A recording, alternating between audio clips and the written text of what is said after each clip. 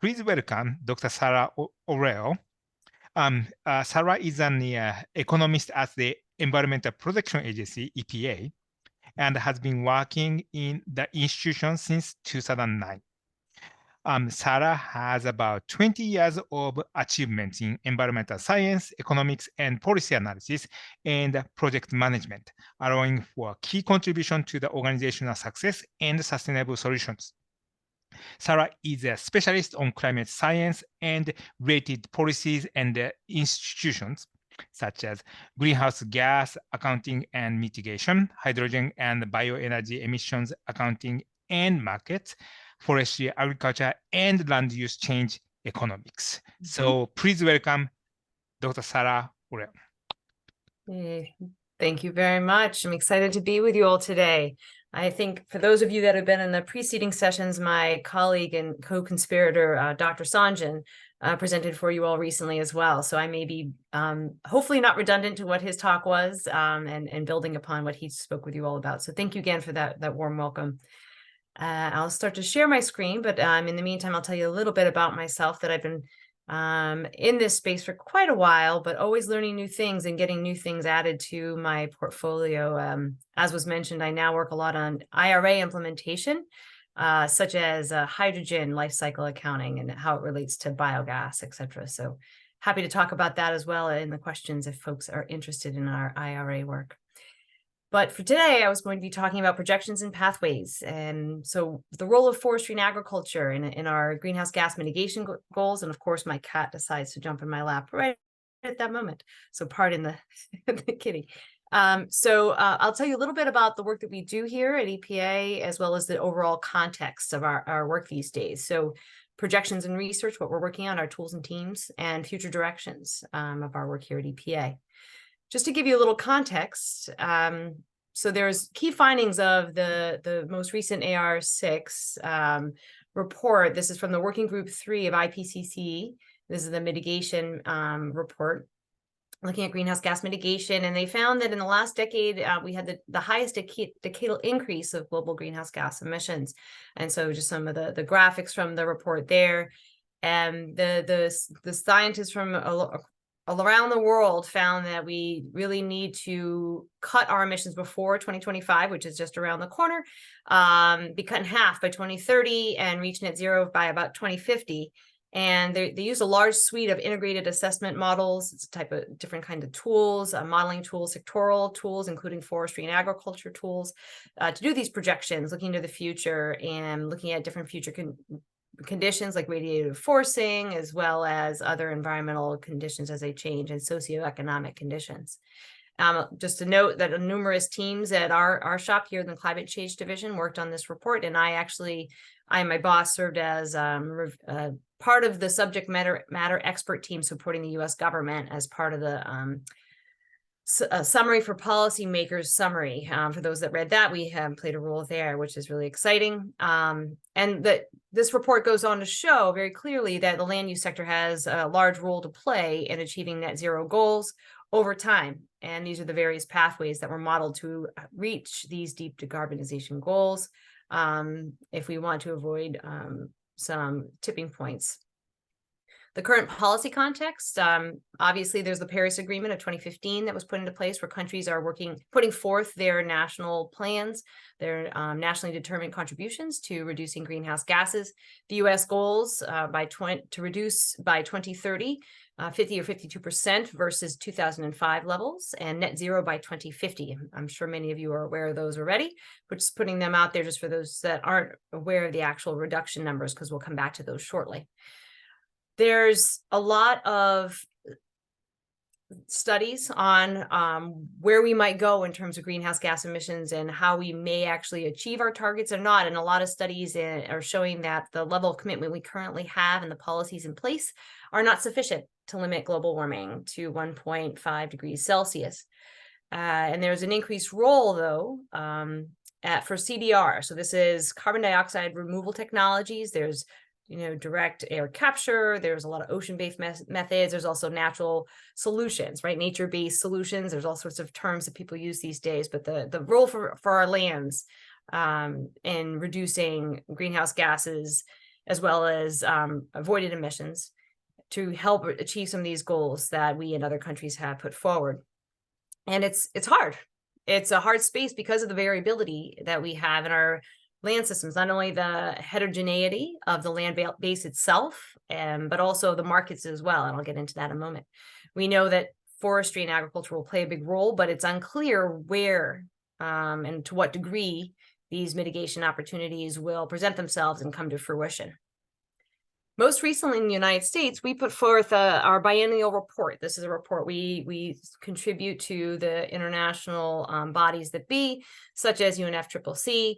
And this is what we said about where we are in terms of reaching our goals. So we have the 2025 values, our emissions levels. This is the historic trend on the left, and it goes down to about 2020 when the data points ended. And then we have projections, and we are consistently not meeting our targets. So we were, by 2025, we may only be like 20% below our 2005 levels of emissions.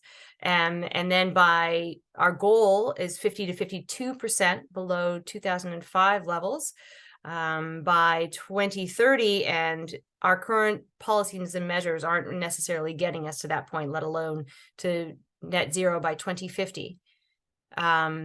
This analysis that we did for the biennial report, the U.S. government, and I was a part of that team, we did not take into account the Inflation Reduction Act and the bipartisan infrastructure law.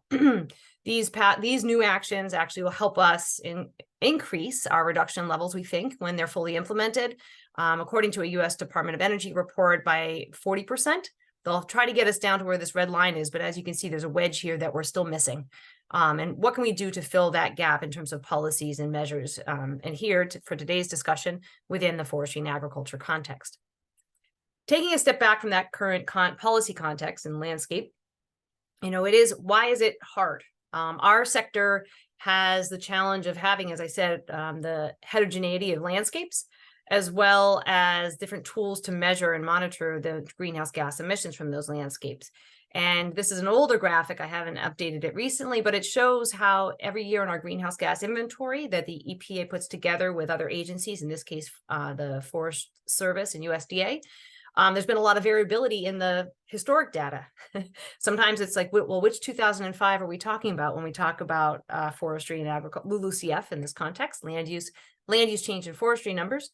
And so not only of our history is changing as these methods are in every year when we put together the inventory, IPCC guidelines tell us we have to redo the numbers back to 1990. So if any methods change, we have an improvement in the data, it changes our numbers historically and currently. So that's, our sector is a little more challenging because of the uncertainty involved with not only the projections, what I'll get into, but historic data as well.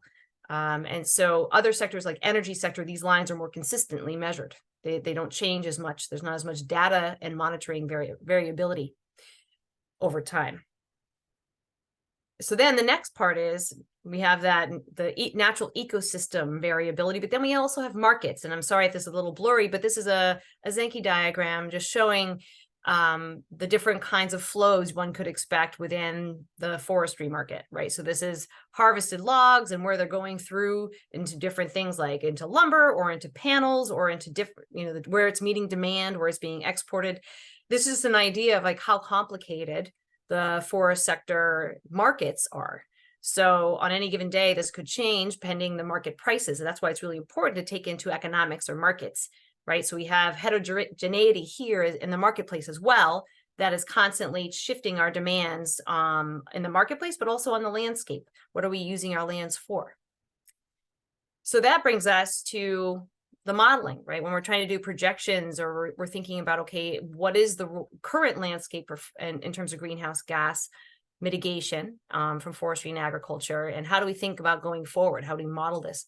And we did a group of us did a paper in 2017 looking across different studies using different models, different tools to look at the estimates of mitigation potential. In these cases, we show afforestation and IFM, which is improved forest management.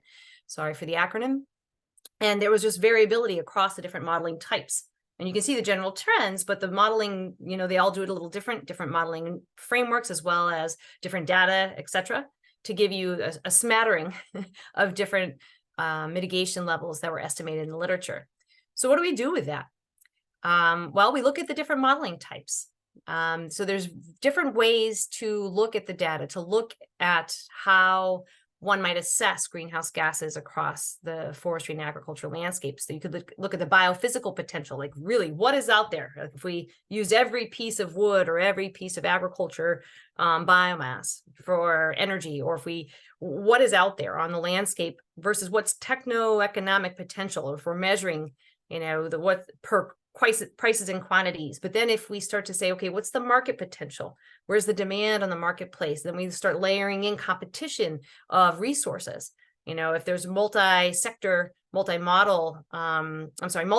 competition, and then within the ag sector itself, there's competing costs, there's opportunity costs for what we do with our land and our resources, and what we do in terms of our mitigation opportunities in dollars for those mitigation opportunities. And so these different models have different approaches, and they will give you different marginal cost abatement curves like you see here.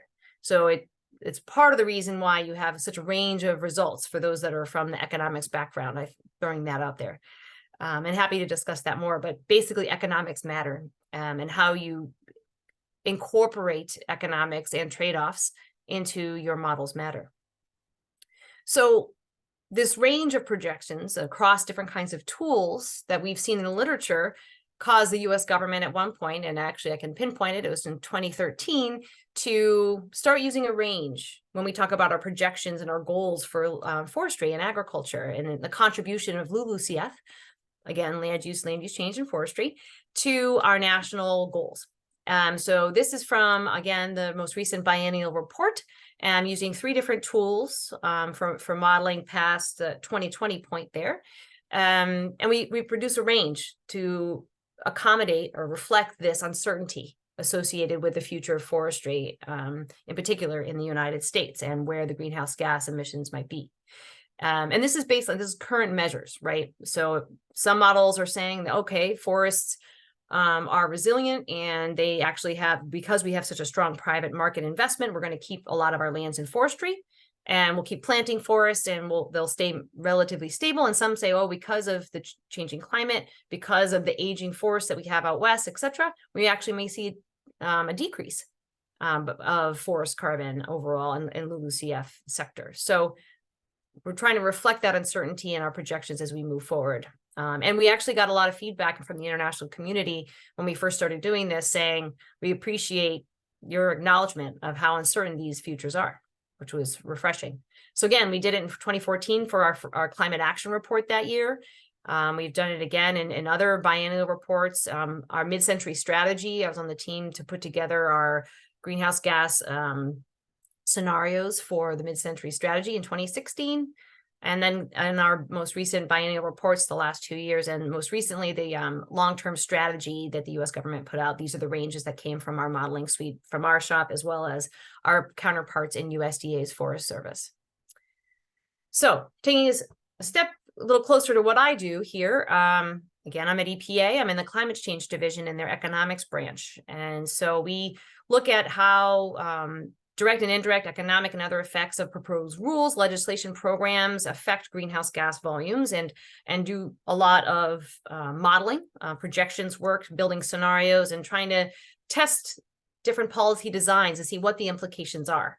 We like to say, there's never a model that has all the right answers, right? A lot of people say, oh, models are wrong, but they give us insights that are valuable when we're working with policymakers designing policies. Like, what is the implication of X decision, and how does that affect the landscape or commodities, the prices of corn, et cetera, and what happens to land use change and greenhouse gases. So that's the kind of work that we do. And I specifically work on our forestry and agriculture bioenergy area. I like to call it the FAB project area, and work with the US government to put together some of these projections and other scientific reports. So we've been working in this space for quite a long time, since before 2005, but we had a seminal report come out in 2005, the Greenhouse Gas Mitigation Potential Report, which we're working on updating at this point in time, and hopefully will come out sooner than later, as well as all these other kind of seminal climate change related pieces of legislation that may not have passed, but there were lots of a big stir back in the day in 2009, as well as more recent applications on bioenergy, as well as clean power regulations domestically.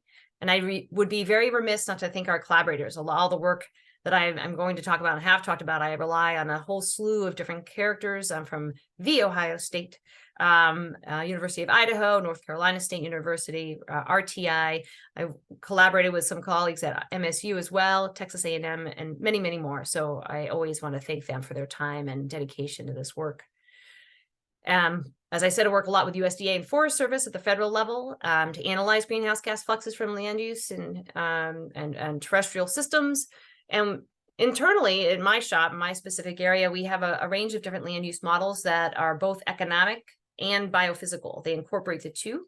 And so we have to be very much attuned to what's going on into the data development, like what kind of data is out there, how are they being, like the forest inventory and analysis project, how often they're collecting their data, and we incorporate that into our models, as well as on the agriculture side as well, from a variety of different, mostly USDA sites as well.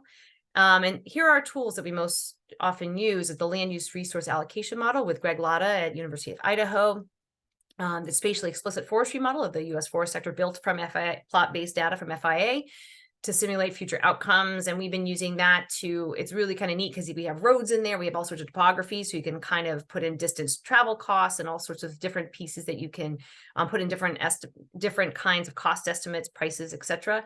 And to see what happens when you have changes in demand for different commodities, and what happens on the landscape in terms of what forest managers might do with their lands and their harvest decisions.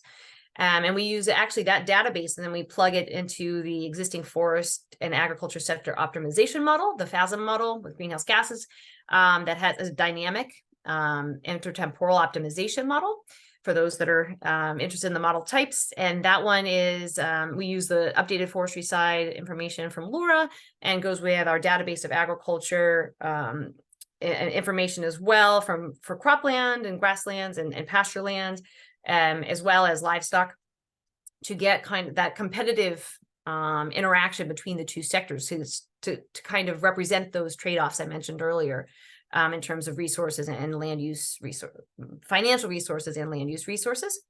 The global timber model is a global model that we use with Dr. Sanjin, who spoke earlier in your seminar, to look at the US, but also the broader implications because of the globalized nature of the forest industry and trade. It's really important to take into account other countries and policies, programs, and their timber market, and what are they offering to the global marketplace, and how that competes with US supplied timber.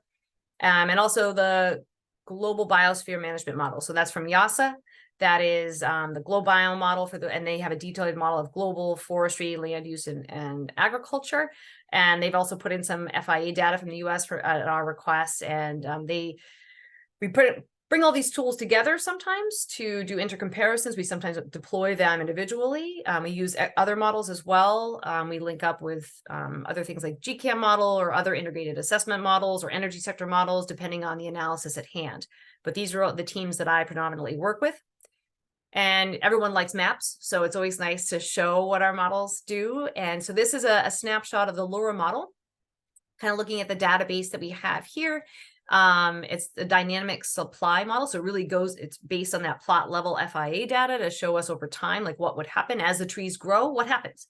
And so it moves the resource, the forest resource through time. And I stole that piece of the slide from Dr. Latta because it shows the different site classes and what happens over time as these resources grow. And if we make different harvest decisions, what happens on the landscape in terms of carbon. Let's see. And then we aggregate that data and then put it into regional scales to now deploy in the FASM model. And so this one has these both have age class distribution, forest area by type and site class, spatially explicit. And then it has all these different kinds of transportation costs and other kinds of assumptions in there that affect what we do with our forest resource and the related commodities. And so this allows for longer term simulations in the future as well. And we do it at this kind of aggregated level, but we are working on a FASM that would be more disaggregated to do state level or other spatially scaled analyses. So what do we do with these tools? That is a good question. We use them to explore different baselines and alternative scenarios. And again, we usually do national or global, depending on what tools we're using, and sometimes regional. We can do very, very disaggregated, very small scale analyses with the LoRa model in particular. But we usually do them to look at illustrative policy constructs or ones that are being proposed by Congress or agencies to see what happens. So this is an analysis that we did with Chris Wade at RTI, looking with the FASM model, what happens over time when in the baseline when you have these different socio-economic pathways, the SSPs. For those that are familiar, they were different ways of looking at the future, right? Different assumptions. You have some that are, we have really advanced technology, we don't use fossil fuels, or some that we have a huge population with high GDP growth, everybody's kumbaya, and then others that people are less well off, and we have less environmental sustainability. So all these SSPs vary in terms of what they purport as the future. And the model then would give us, under certain price paths for carbon, like if we're pricing carbon, what does it say in terms of mitigation potential across these different parts of the sector? And this is baseline. So this would be without the carbon pricing. So this would just be like, okay, what might it look like in the future?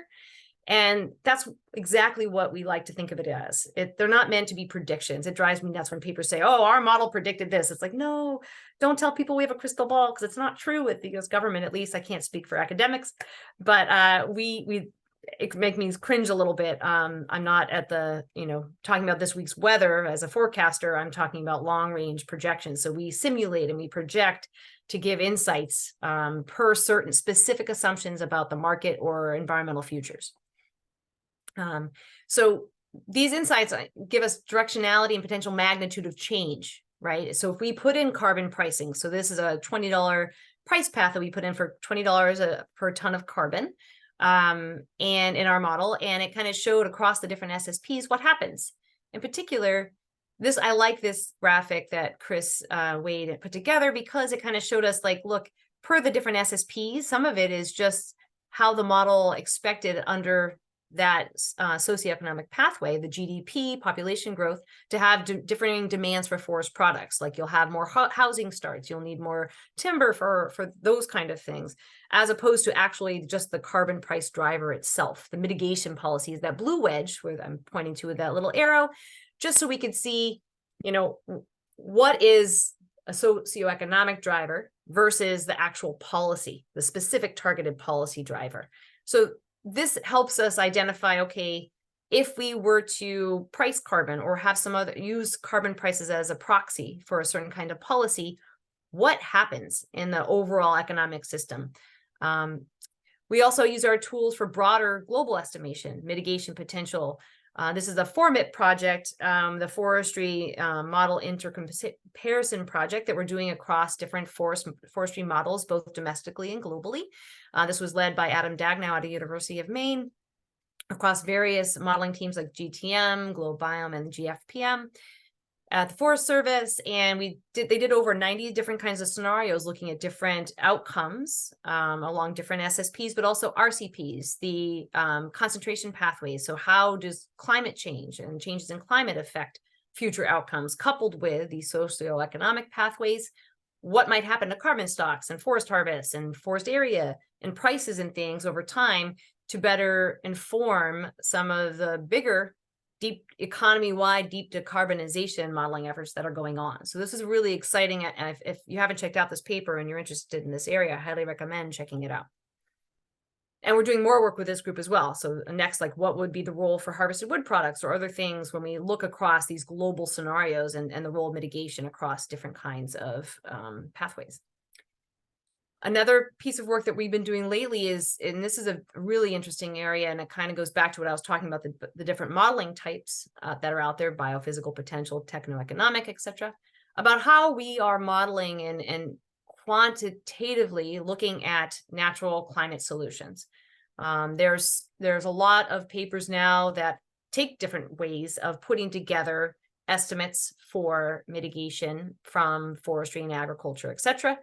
And they're quite different, and they have orders of magnitude different mitigation potential. So like when you have some studies that look at individual practices, just in isolation, and then they say, okay, this is the mitigation potential from this one activity, and they do that for all the mitigation activities and stack the results. It might be different when doing the same kind of analysis with tools that have competition for resources. Hence, like the opportunity cost for using $1 of mitigation in one sector doesn't allow that dollar to be sent or that piece of land to be used in mitigation in another sector. So maybe we're trying to figure out the extent to which we maybe, with the partial equilibrium models, the ones that are represented here in the left-hand side of the graphic, how maybe we're underestimating the mitigation potential, but maybe these other studies are overestimating.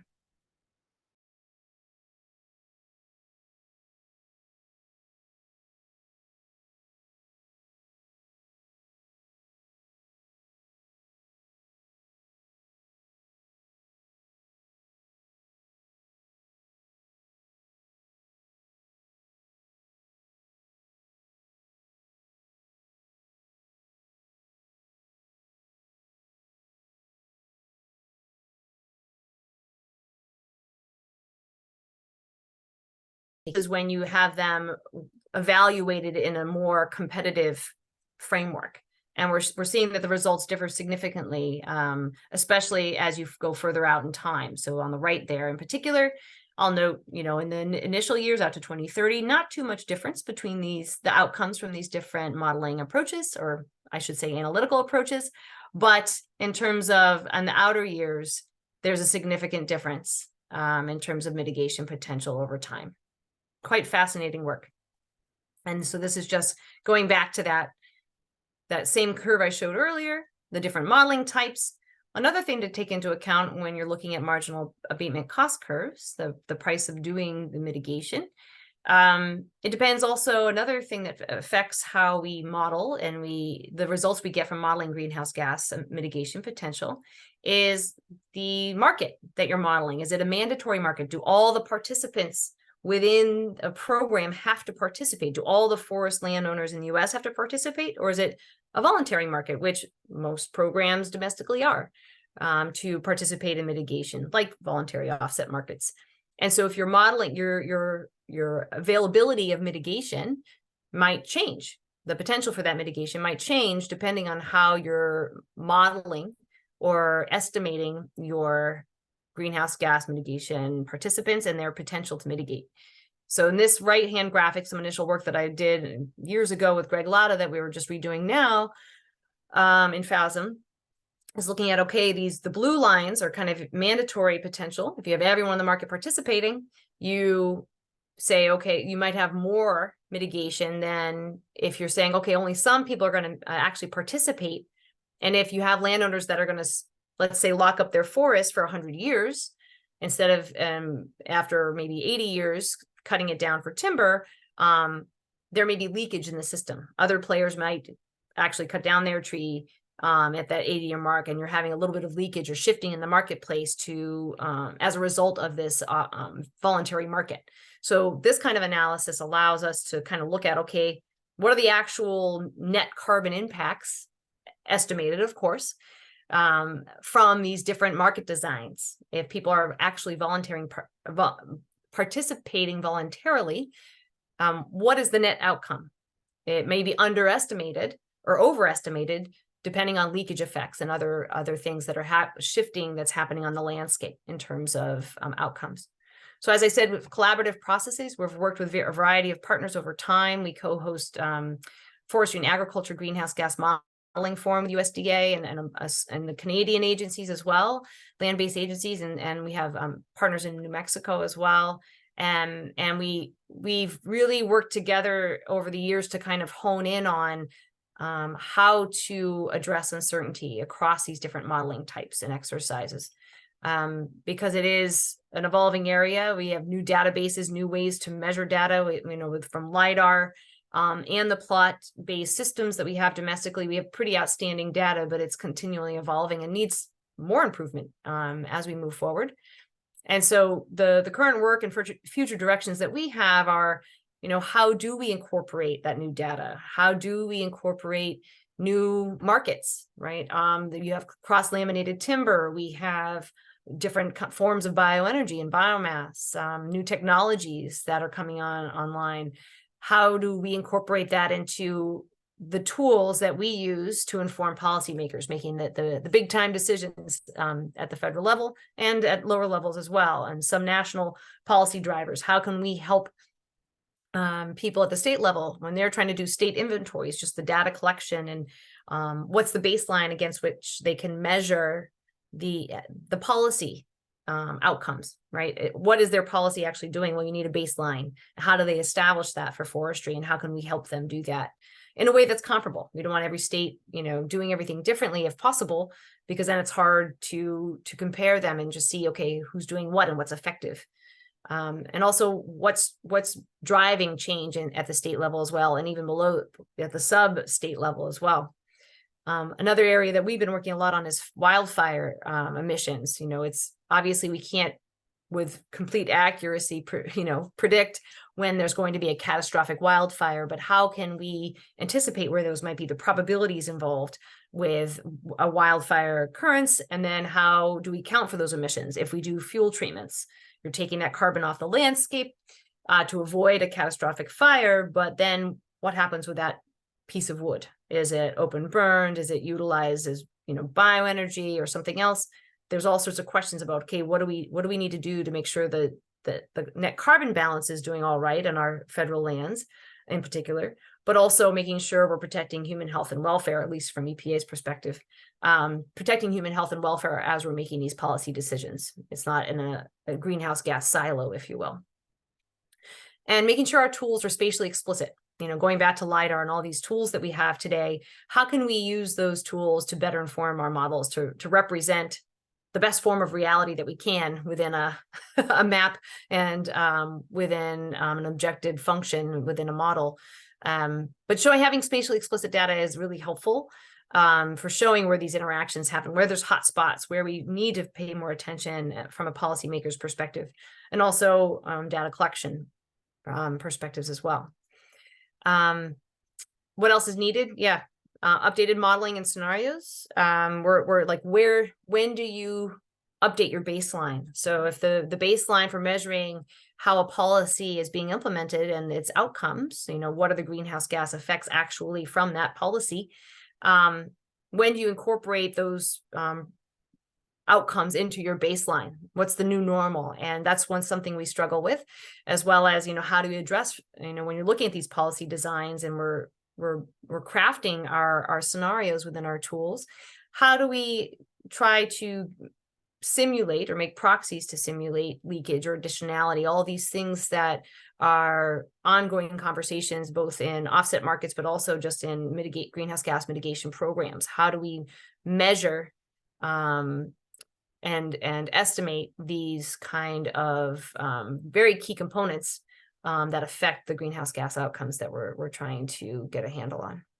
And then new empirical studies. So hopefully a lot of you are researchers and on this call today, and you can help improve our understanding of some of the behavioral or other drivers on the landscape, what's happening with the resource at the resource base, and how do we better reflect that in our models, but also how do we better reflect market realities and parameters like elasticities and things.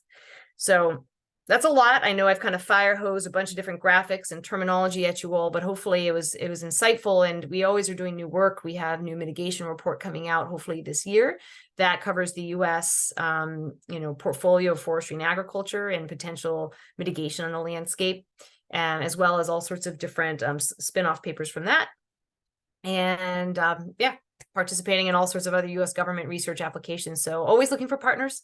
So if anyone is interested, we're happy to bring people on board. And I have a new student working with me as well. So we're always wanting to help students in particular, but just forestry researchers and other economics researchers to come talk to us. There's a lot of fodder for thought and exploration when it comes to greenhouse gas reductions from LULUCF.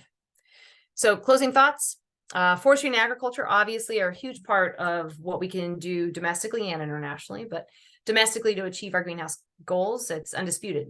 We just have to figure out, how evolving forests over time are going to really play a role in those goals, achieving those goals, and what we can do to augment those activities.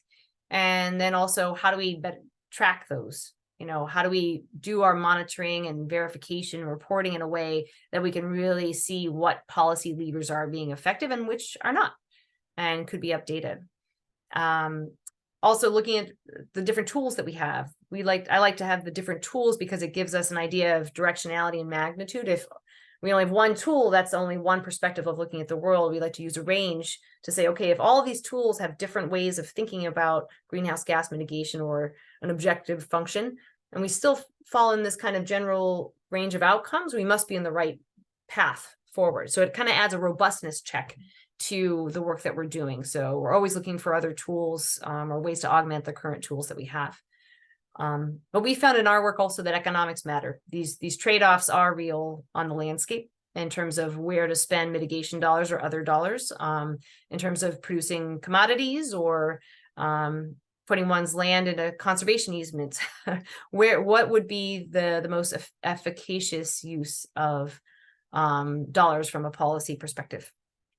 And it really makes a big difference as what decisions are made about a policy lens can affect land use decisions as they affect prices, and people take that into consideration when they're harvesting or planting or letting something go idle. So these are all important things that we like to take into account when we're doing our modeling exercises.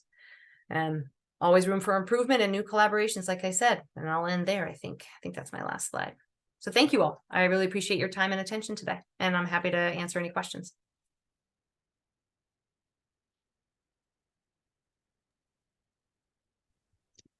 Thank you, Sara. My pleasure.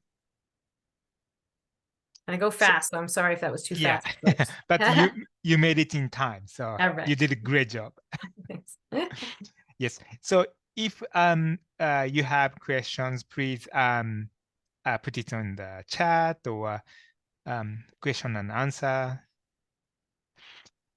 I have someone asking if you can provide a copy of the presentation. I'm happy to do that, the actual physical copy, or I know you did a recording as well, so I'm happy to share. Yeah.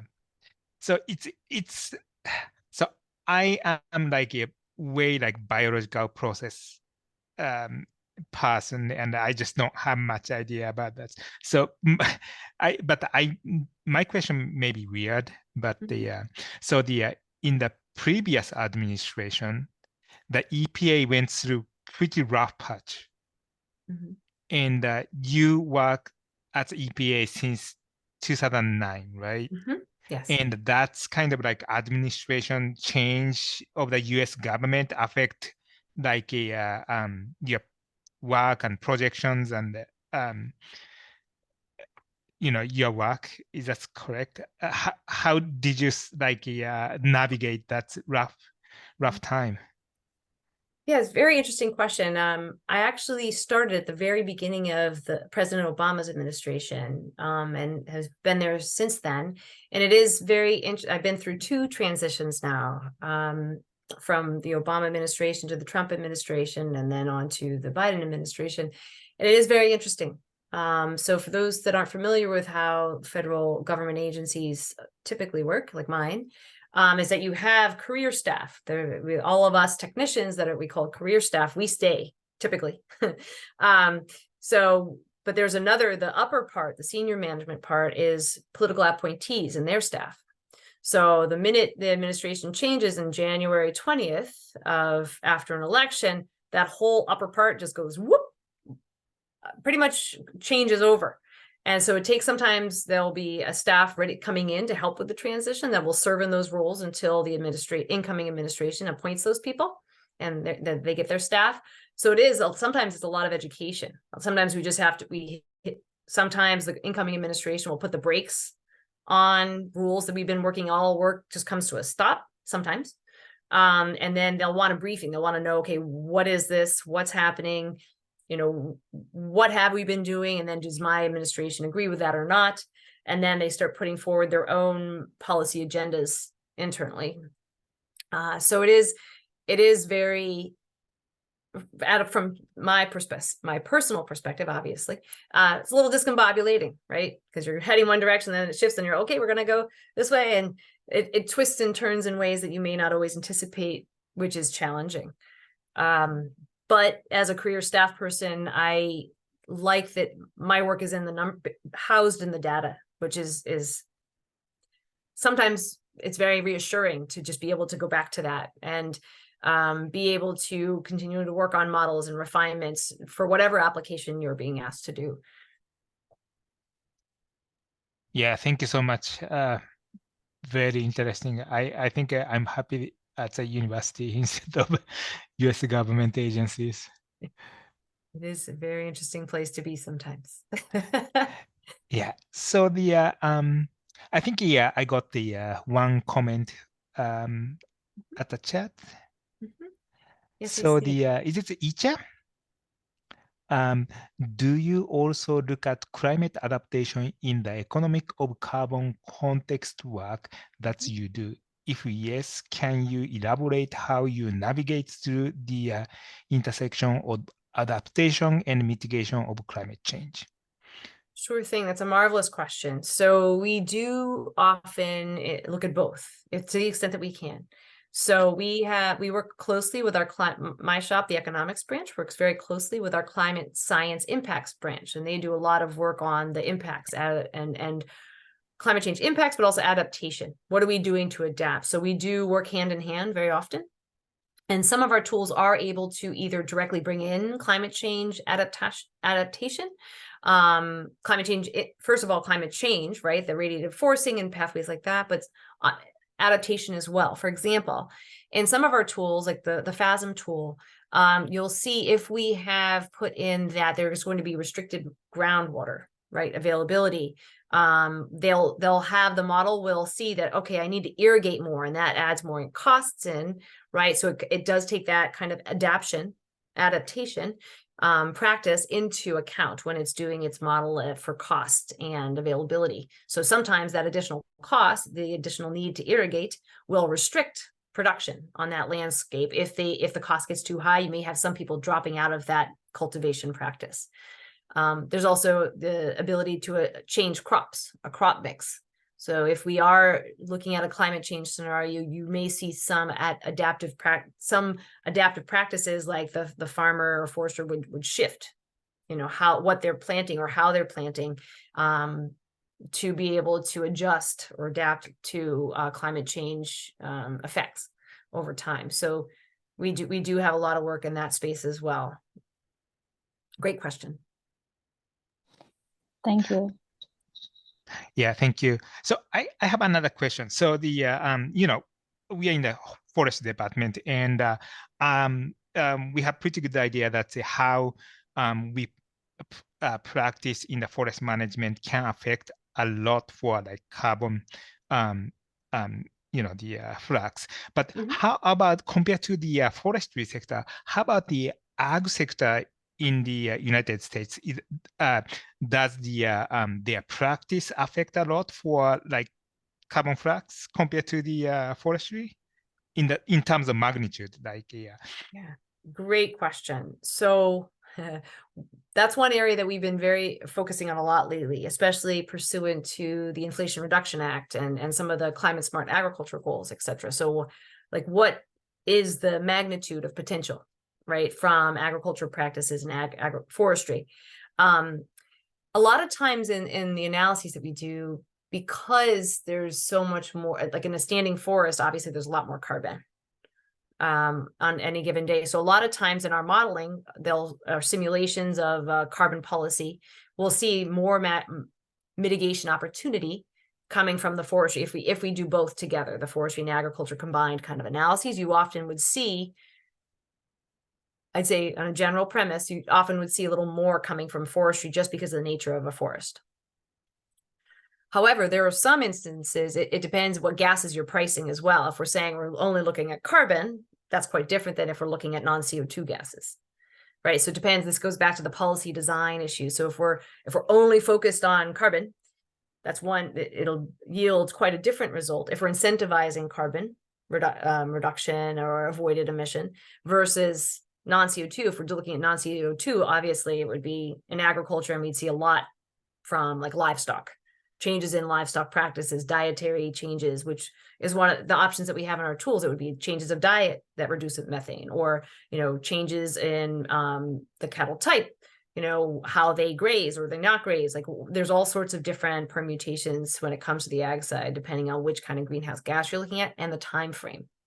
That's the other big one, right? Because some of the ag ones might be not as, for forestry, it might take a lot of cost up front, right? Because your tree plant afforestation, for example, if you're only looking at a short time frame, our models will say, we don't have time to really reap the benefits of growing a tree. We may do another activity. So if we have a longer time frame that we're looking over, the models are smart, right? So they'll say, oh, well, I'll do some tree planting stuff here, but I'll really capitalize on that in the future, and I'll do more ag stuff in the meantime, and then I'll really get a bang for the buck. So there's all sorts of different things that we have to think about when you're crafting, when you're thinking about these projections tool, like what's the spatial scope, what's the temporal scope, and then also what gases. My favorite answer to all this is it depends, but I hope that answered your question. Yeah, it's just not like CO2, like N2O and the CH4. It's getting really, really complicated. Yeah, I understand. Thank you so much for that answer. Oh, you're very welcome. And if folks, I know sometimes it's hard to think on the fly, especially when I've been kind of throwing so many different concepts, but feel free to reach out. You know, my email is at the end of the presentation. It's my last name, my first name at epa.gov. Feel free to reach out. I have a couple folks asking for the presentation, so I can send those along too. I'm happy to do that. And yeah, I appreciate being able to be here. Okay. Yeah, thank you so much for a great presentation. Very informative. Okay, great. Last call for any questions. Good. Round. I see people applauding. Well, thank you very much. I appreciate it. And yeah, hopefully I'll be able to come in again in the future sometime. Yes. Yes. Thank you so much. Thank you. Bye-bye. Bye.